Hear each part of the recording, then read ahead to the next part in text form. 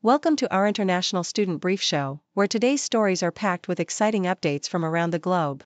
First up, Canada is making moves to fix its citizenship laws. The Senate just approved Bill C-3, which means children born abroad to Canadian parents can now claim citizenship more easily. This change corrects an old, unfair law from 2009, but debates are still ongoing about how to treat intercountry adoptees fairly. The story is heating up with legal battles and advocacy for equal rights. Next, we turn our attention to Zimbabwe, where the healthcare system is under serious stress. Since 2019, thousands of healthcare workers have left for greener pastures abroad, mainly the UK, leaving the country short by about 14,000 staff. The government has plans to hire more and improve salaries, but experts warn it's not enough. The shortage means longer waits for patients and a reliance on private care, highlighting the urgent need for sustainable healthcare solutions. Finally, in Perth, a new university campus in the city centre is transforming student life. With over 6,500 beds planned or approved, the city is experiencing a student housing boom. This growth is driven by rising international student numbers and supportive policies, leading to new high-rise towers and repurposed buildings. It's all about easing rental pressures and turning Perth into a vibrant educational hub. Please continue to watch for more details. The Toronto Star reports on the recent passing of Bill C-3 by the Canadian Senate, a significant victory for the lost Canadians, who have long fought to challenge the 2009 citizenship law that denied children born abroad the right to pass on citizenship to subsequent generations. This legislation aims to rectify the previous unfairness by establishing a residency test, requiring a parent to have lived in Canada for at least 1,095 days, to grant citizenship by descent. However, the debate continues, especially concerning intercountry adoptees, who are now subject to the same connection test as children born abroad, despite international conventions like the Hague Treaty emphasizing equal treatment. Advocates like lawyer Sujit Chowdhury highlight that this requirement infringes upon constitutional and international law, and they are prepared to pursue further legal action to ensure fair treatment for all adopted children. Deutsche Welle paints a stark picture of Zimbabwe's crumbling healthcare system, where critical shortages of approximately 14,000 health workers threaten the well-being of millions. Since 2019, an exodus of medical professionals seeking better pay and working conditions in countries like the UK has decimated Zimbabwe's hospitals, leaving patients to endure long waits or seek costly private care. The government has set ambitious goals to fill over 5,000 vacancies by 2025, improve salaries, and invest in digital health initiatives, but experts warn that to meet basic healthcare needs, nearly 10,000 new workers must be recruited annually until 2030. In this context, the country's healthcare crisis underscores the devastating impact of brain drain and the urgent need for sustainable solutions to rebuild its health infrastructure. Both articles reveal profound struggles within their respective contexts: Canada's ongoing legal battles over citizenship rights and Zimbabwe's desperate fight to restore its healthcare workforce. In Canada, the legislative process continues to grapple with issues of fairness and constitutional integrity, especially for vulnerable groups like intercountry adoptees, as advocates push for equal treatment under international law. Meanwhile, Zimbabwe's health sector faces an alarming depletion of skilled professionals, exposing systemic failures and highlighting the critical importance of retaining talent to ensure access to quality care. These stories underscore the broader themes of justice, equity, and the vital importance of investing in human resources to secure a better future.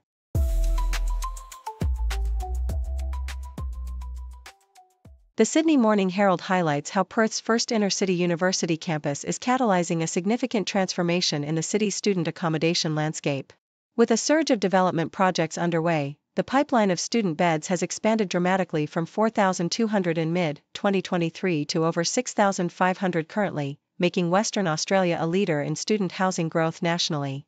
This boom is driven by the anticipation of a rising student population, projected to reach 16,400 in Perth's CBD by 2030, and the federal government's emphasis on increasing access to purpose-built student housing, especially for international students.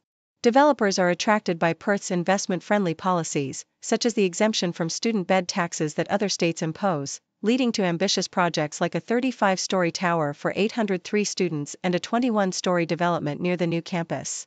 The city's vacancy rate is a mere 0.7%, underscoring the pressing need for more dedicated student accommodation, which is easing pressure on the private rental market and fostering a vibrant, mature student housing sector.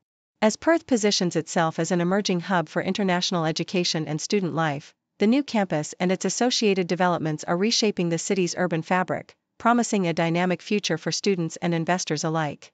South China Morning Post reports that China's ambassador to the United States, Xie Feng, passionately defends Chinese students and scholars from unjustified accusations of being threats to national security, emphasizing that such stigmatization hampers mutual understanding and cooperation. He urges both nations to speak out against biased practices and work together to foster a positive environment for people-to-people exchanges, highlighting that collaboration is essential for mutual prosperity despite the challenges faced. Meanwhile, the U.S. has shown mixed signals regarding international students. After threats to revoke visas, policies were reversed, and President Trump announced plans to increase Chinese student intake, recognizing their importance to American universities. Xie warns against policy flip-flops that could destabilize relations further, emphasizing the need for consistency. He praises the recent China-US trade truce brokered in Busan, which included commitments to ease some trade restrictions and cooperate on issues like rare earth exports and fentanyl precursors, viewing it as a step toward better relations, though he cautions that many obstacles remain, including geopolitical tensions in the South China Sea and Taiwan, and domestic political challenges in both countries. Wang Jiasai from Peking University echoes this cautious optimism, noting that while the Busan Agreement paves the way for improved ties, significant hurdles such as potential conflicts and internal issues could still disrupt progress, underscoring the complex and unpredictable nature of Sino-American relations. The Globe and Mail highlights a significant issue plaguing Canada's infrastructure: the widespread presence of dead zones along major roads, which affects approximately 13.4% of the country's highways, covering around 15,000 kilometers, with many secondary roads remaining unconnected. Investigative journalism reveals that the causes are multifaceted, including high costs, technical challenges, geographical barriers, regulatory delays, and a disconnect between public and private sector priorities. These gaps in connectivity have tangible consequences, such as stranded drivers, missed emergency alerts, and tourists unable to navigate safely, emphasizing the critical importance of reliable cell phone service. Despite some promising advances in satellite technology that could eventually bridge these gaps, experts caution that these innovations are not yet ready to replace traditional infrastructure. Meanwhile, the federal government's reports underestimate the true extent of the problem, which has persisted largely unchanged since 2017. The investigation underscores the urgency of addressing these dead zones to ensure safety, connectivity, and economic resilience across Canada's vast landscape.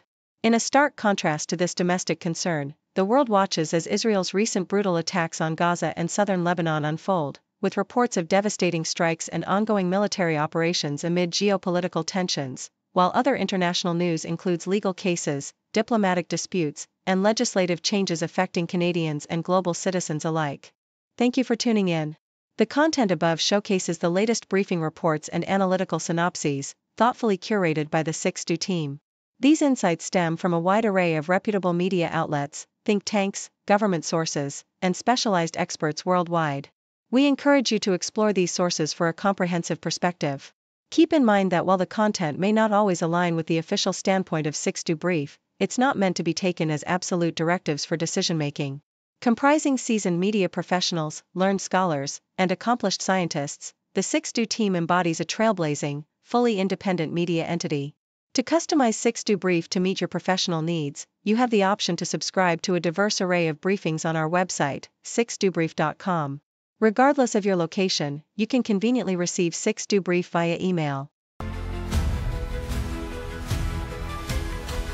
lights dim, voices loud, headlines flashing wild, world in a frame and now, stories told, it's time to vow. Eyes grew, truth pursued, understanding woven through, heartbeats race breaking through, knowledge spreads the new view. Breaking the news, breaking the day, truth and insight our way. Every story, every place.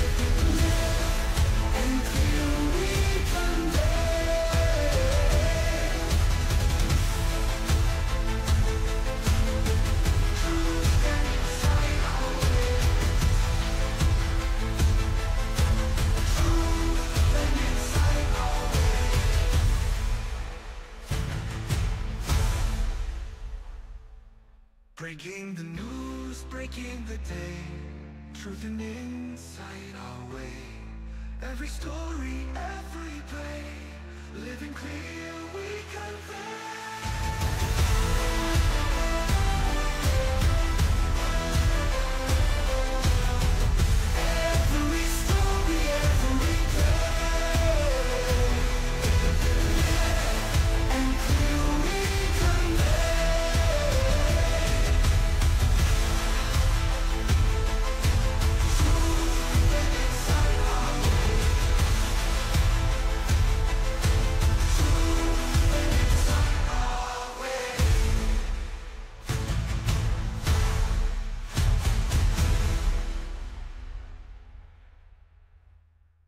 Depths revealed, voices bright, news in focus, black and white.